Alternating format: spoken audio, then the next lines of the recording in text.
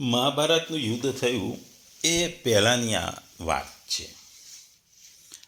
પાંડવો જ્યારે 12 વર્ષનો વનવાસ અને 1 વર્ષનો અજ્ઞાતવાસ પૂરા કરી દુર્યોધન પાસે રાજ્ય પાછું આપવા માંગણી કરવા આવ્યા હતા. દુર્યોધને રાજ્ય પાછું આપવાનો ઇનકાર કર્યો. તેથી પાંડવોના દૂત બની ભગવાન કૃષ્ણ કૌરવો પાસે ગયા. કૌરવો પાસે રાજ નહીં તો 5 પાંડવો માટે 5 ગામ માંગવા ભગવાન ગયા હતા.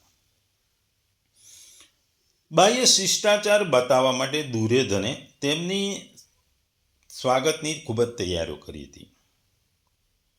જ્યારે ભગવાનને ભોજન લેવા કહેવામાં આવ્યું, દુર્યોધને ભોજન માટેનો આગ્રહ કર્યો, ત્યારે ભગવાને કીધું કે હું દૂત છું અને મારા ભક્તને ત્યાં હું ભોજન કરું છું, એમ કરી અસ્વીકાર કર્યો.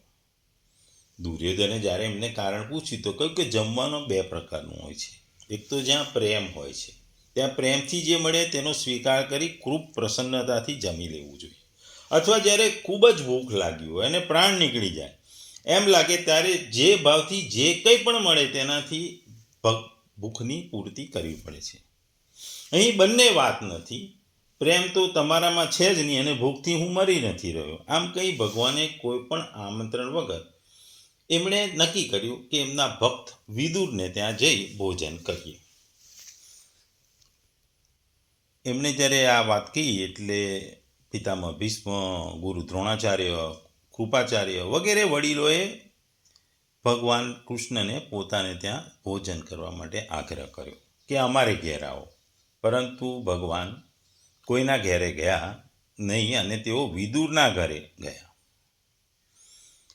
વિદુર અને એમની પત્ની વિદુરાણી એ ભગવાનના ભક્ત હતા. એ ભગવાન પ્રત્યે એમને ખૂબ જ લાગણી અને માયા હતી. ભગવાન કૃષ્ણ પ્રત્યે એમને અતૂટ પ્રેમ હતો. આ પ્રેમને જોઈને, એમના ભક્તના પ્રેમને જોઈ ભગવાન કૃષ્ણ વિદુરને ત્યાં જમવા ગયા. વિદુર ઘરે હતા નહીં એટલે વિદુરાણીએ પોતે ભગવાનને ભોજન કરાવવા માટે કેળા ધર્યા.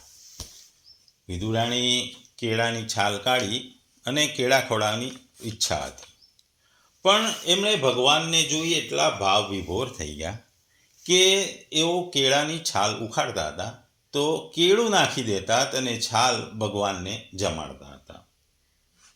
ભગવાન પણ પોતાના ભક્તના પ્રેમને જોઈ એ છાલ પણ ખાવા લાગ્યા. થોડી ક્ષણમાં વિદુર ત્યાં આવ્યા. વિદુરે જોયું કે વિદુરાણી ભગવાનને કેળા નહીં, કેળાની છાલ ખવડાવી રહ્યા છે. એટલે એમણે વિદુરાણીને કીધું કે વિદુરાણી જુઓ, તમે ભગવાનને શું ખવડાવી રહ્યા છો? કેળા તો તમે બાજુમાં મૂકી રહ્યા છો, છાલ ખવડાવી રહ્યા છો. તમે ભગવાનને છાલ ખવડાવી રહ્યા છો. એટલે ભગવાન તો કેળા કે કેળાની છાલ જે પણ ભક્ત પ્રેમથી આપતો હતો એ આરોગતા હતા. એ જ વાત આ શ્લોકમાં ભગવાન આપણને કહી રહ્યા છે. આ જે 9મો અધ્યાય છે એનો આ જે 26મા શ્લોકમાં છે, એમાં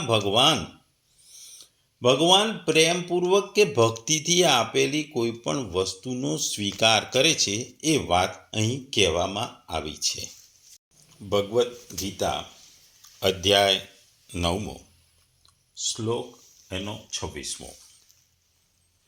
પત્રમ પુષ્પમ ફલમ તોયમ યો મે ભક્ત્યા પ્રયચ્છતિ તદહમ ભક્તિ ઉપહ્યતમ અસ્નામી પ્રયત્નાત્મનમ. ગુજરાતીમાં જો આ શ્લોકને આપણે કહીએ તો, જો કોઈ મનુષ્ય પ્રેમ અને ભક્તિપૂર્વક મને પણ ફૂલ, ફળ કે જળ અર્પણ કરે તો હું એનો સ્વીકાર કરું છું.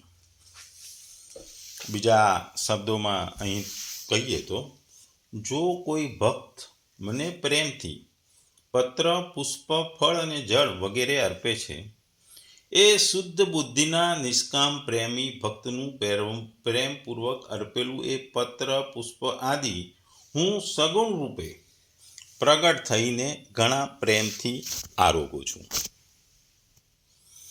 અહીં ભગવાન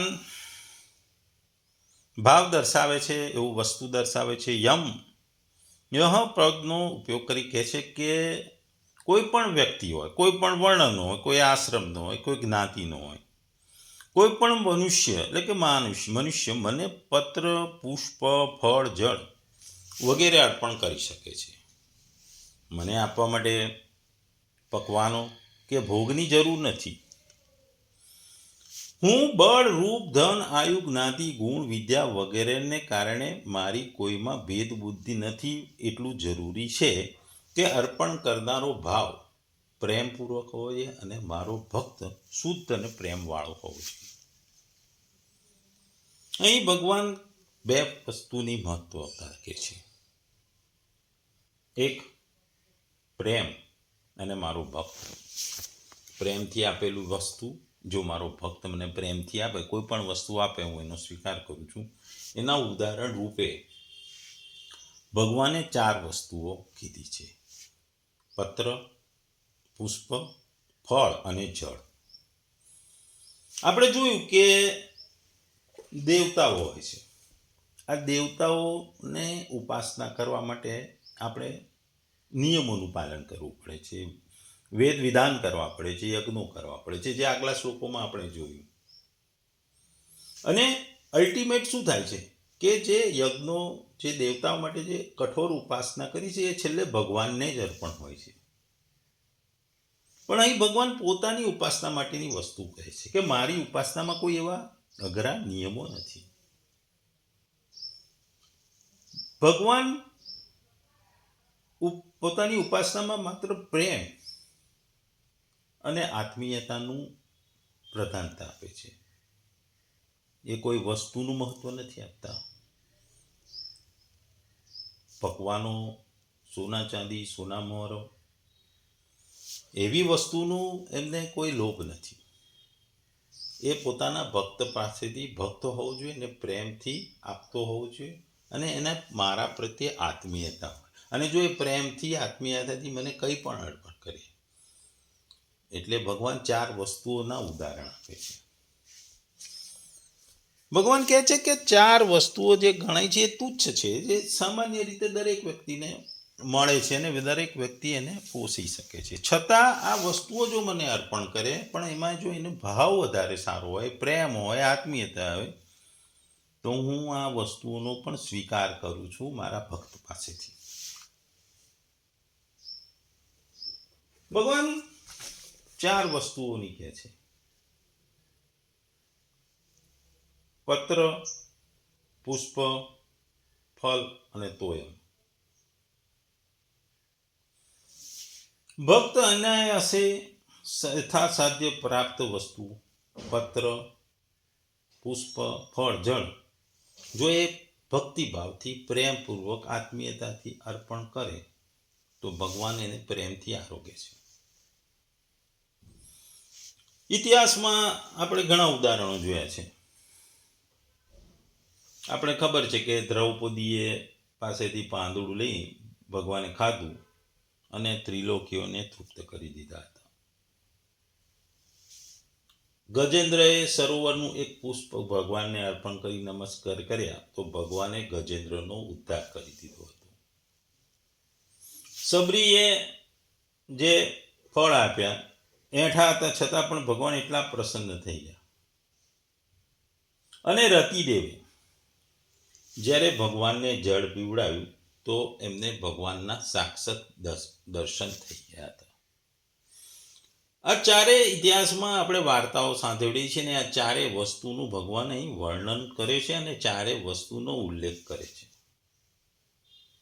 જ્યારે ભક્તનો ભગવાન પ્રત્યેનો ભાવ જો સારો હોય, પ્રેમ હોય, ભક્તનો ભગવાન પ્રત્યેનો અતૂટ ભાવ હોય, તો આ ભાવથી ભગવાન એટલા ભાવ વિભોર થઈ જાય છે કે ભક્તના પ્રેમમાં પડી જાય છે, કે પ્રેમમાં આપેલી કોઈ પણ વસ્તુ એ સ્વીકારે છે અને ભગવાન એ ભક્તનો ઉદ્ધાર કરે છે.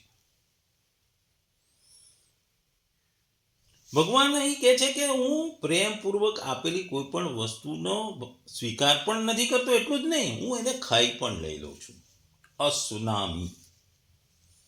જેવી રીતે પુષ્પ ઊંઘવાની ચીજ છે, પરંતુ ભગવાન એ નથી જોતા કે ખાવાની ચીજ છે કે નહીં. તેઓ તો ખાઈ જ લે છે, તે આત્મસાત કરી લે છે, પોતાનામાં ભેળવી દે છે. આનાથી એ તો સિદ્ધ થાય છે કે ભક્તનો આપવાનો ભાવ રહે છે તો ભગવાનનો પણ લેવાનો ભાવ થઈ જાય છે. ભક્તમાં ભગવાનને ખવડાવવાનો ભાવ આવે તો ભગવાનને પણ ભૂખ લાગે છે અને કોઈ પણ વસ્તુને આરોગી લે છે. એટલે ભગવાન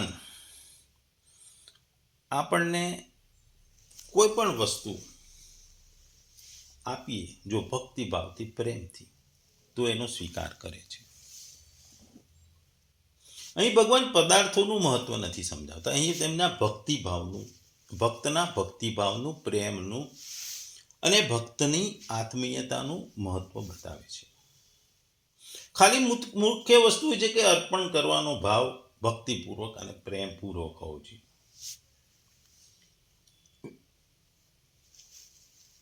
આપણે જોઈએ છે કે ઘણી વખત ગુરુ ભક્ત હોય, શિષ્ય હોય, તો ગુરુમાં સેવામાં એનો સમય, વસ્તુનો ઉપયોગ થાય તેટલો જ તેને આનંદ આવે, પ્રસન્ન થાય. એવી જ રીતે સમય, વસ્તુ અને ક્રિયાનો પતિની સેવામાં ઉપયોગ થતા પતિવ્રતા સ્ત્રીને પણ બહુ આનંદ આવે છે, કારણ કે પતિની સેવામાં જ એને પોતાના જીવનનો ઉદ્ધાર અને સફળતા દેખાય છે. એટલે ગુરુની સેવામાં જે શિષ્યનો પ્રેમ હોય છે, પતિની સેવામાં પત્નીનો જે ભાવ હોય છે, એવી જ રીતે ભક્તનો ભગવાન પ્રત્યેનો એક અતૂટ પ્રેમ ભાવ હોય છે. વસ્તુ નાની હોય, મોટી હોય, સારી હોય, મોંઘી હોય, સસ્તી હોય, નાની હોય, મોટી હોય, એનું કોઈ મહત્વ નથી. ભક્તની ભક્તિ, ભક્તનો પ્રેમ અને ભક્તની આત્મીયતા એ જ ભગવાનને આનંદ અપાવે છે, પછી કોઈ પણ વસ્તુ હોય. ભગવાન આ વસ્તુથી સમજાવે છે કે મારે દરેક વ્યક્તિઓ સરખા છે. સોના મોહર આપે એ પણ અને પત્ર આપે એ પણ, 5 પકવાનો આપે એ પણ, ફૂલ કે ફળ કે પાણી અર્પણ કરે એ પણ મારા માટે ભક્ત જ છે, પણ એના ભક્તિના ભાવને મારા મહત્વનું છે. કારણ કે ભગવાન ભક્તિપૂર્વક, પ્રેમપૂર્વક ધરાયેલા ભોગનો ભગવાન સ્વીકાર કરે છે. એટલે જ આપણા ત્યાં ખાસ કરીને આપણે ત્યાં ભગવાનને ભોગ ધરાવવાની વિધિ છે. આપણે જોઈએ છે કે ભગવાનને ભોગ ધરાયા પછી જે વસ્તુ આવે એને આપણે પ્રસાદ કહીએ છીએ, અને એ પ્રસાદનું આપણા હિન્દુ અને સનાતન ધર્મમાં બહુ મહત્વ છે. અને જ્યારે બી તમે જોશો કે જ્યારે બી તમે ભગવાનને ધરાયેલા ભોગ એટલે કે પ્રસાદનું જો તમે સેવન કરશો તો એમાં ભગવાનની મીઠાશ એટલી બધી મળી જાય છે કે એ પ્રસાદ પહેલાં આપણે જે ધરાયા આગળ ખાધો હોય એને ધરાઈને ખાધો હોય એમાં સ્વાદનો અતૂટ ભેદ દેખાય છે, અનન્ય ભેદ દેખાય છે, અને સ્વાદિષ્ટ અને ખૂબ જ મીઠો લાગે છે. પ્રસાદ હંમેશા મીઠો લાગે છે, કારણ કે એમાં ભગવાનનો ભાવ મળે છે, અને ભગવાનનો ભાવ મળવાથી એની સ્વાદમાં વિશિષ્ટતા આવી જાય છે. આપણે જોઈએ છે કે કોઈ બાળક હોય, જે કંઈ આ વસ્તુ હોય હાથમાં આવે મોઢામાં નાખી દે. એવી જ રીતે ભોળા ભક્તો ભગવાનને જે પણ અર્પણ કરે તેને ભગવાન પણ ભોળા થઈને ખાઈ લે છે. ભગવાન જોતા નથી કે આ શું છે, શું નહીં, ખરાબ છે, સારું છે, પત્ર છે, છાલ છે. આપણે આગળ જોયું એમ વિદુરજીના પત્નીએ છાલ પણ ખવડાવી દીધી, ભગવાન ખાઈ ગયા. સબરીએ આઠા બોર ખવડાયા તો પણ ખાઈ ગયા. મતલબ એ છે કે ભક્ત વસ્તુને પ્રેમપૂર્વક ભગવાનને અર્પણ કરવી પડે, કોઈ ઈચ્છાથી, કામનાથી નહીં. આપણે દેવતાઓમાં જોયું કે એમાં ઉપાસનામાં આપણે વસ્તુ વિશેષની આવશ્યકતા હોય છે એટલે આપણે એમાં પૂજા કરીએ છીએ, પણ ભગવાનની ઉપાસનામાં વસ્તુ વિશેષની આવશ્યકતા નથી હોતી. માત્ર ભગવાન પ્રત્યેની ભક્તિ હોય છે, ભગવાન પ્રત્યેનો અતૂટ પ્રેમ હોય છે, અને મોટામાં મોટી વસ્તુ ભગવાન પ્રત્યે પોતાપણાની એટલે કે આત્મીયતાની આપણને પ્રધાનતા હોય છે. ટૂંકમાં પદાર્થ અને ક્રિયા એમાં આસક્તિ થવાથી બંનેમાં પતન થાય છે. આથી પદાર્થ અર્પણ કરવાની વાત ભગવાને માત્ર અર્પણ કરવાની વાતથી કહેવા માંગે છે. અર્પણ કરશો તો હું એનો સ્વીકાર કરીશ એવું ભગવાન અહીં કહે છે.